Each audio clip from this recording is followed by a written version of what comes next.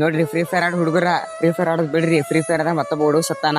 ಉತ್ತರ ಪ್ರದೇಶದೊಳಗ ಬೇವಕತಿ ಹುಡುಗನ ಹೆಸರ ಬರೀ 13 ವರ್ಷ. 13 ವರ್ಷ ಕಂತಾರೆ ಜಗತ್ತ ನೋಡಿಲ್ಲ. ಫ್ರೀ ಫೈರ್ ಆಡ್ಕೋತಾನ ತಿರ್ಕೊಂಡನತ್ತ ಹೊಸ್ತಾನತ್ತ. ಈ ವಿಡಿಯೋ ಹಾಕ್ತೀನಿ, ಒಂದು ವಿಡಿಯೋ ಪೂರ್ತಿ ನೋಡ್ರಿ ವಿಡಿಯೋ. ಮೊಬೈಲ್ ಗೇಮಿಂಗ್ ಈಗ ಆಟವಲ್ಲ, ಜೀವಕ್ಕೆ ಅಪಾಯ ತರುವ ಚಟವಾಗ್ತಾ ಇದೆ.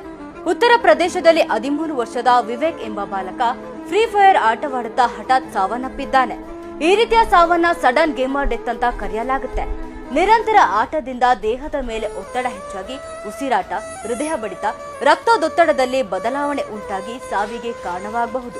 1982ರಿಂದ ಈವರೆಗೆ ಇಂಥ 24 ಪ್ರಕರಣಗಳು ವಿಶ್ವಾದ್ಯಂತ ವರದಿಯಾಗಿವೆ. ಗೇಮಿಂಗ್ ಸಮಯ ನಿಯಂತ್ರಣ, ವಿಶ್ರಾಂತಿ, ನಿದ್ರೆ, ಸಮತೋಲನದ ಆಹಾರ ಅತ್ಯವಶ್ಯ. ಮಕ್ಕಳಲ್ಲಿ ಜಾಗೃತಿಯನ್ನ ಮೂಡಿಸಿ ಚಟವನ್ನ ನಿಯಂತ್ರಿಸುವುದು ಈಗ ಅಗತ್ಯವಾಗಿದೆ. ಆಟವಾಡೋದು ತಪ್ಪಲ್ಲ, ಆದ್ರೆ ನಿಯಂತ್ರಣವಿಲ್ಲದ ಆಟ ಜೀವಕ್ಕೆ ಕುತ್ತಾಗೋದು ಗ್ಯಾರಂಟಿ. ನೋಡ್ರಿ ಫ್ರೀ ಫೈರ್ ಅಂದ ಒಬ್ಬ ಹುಡುಗ ಸತ್ತ.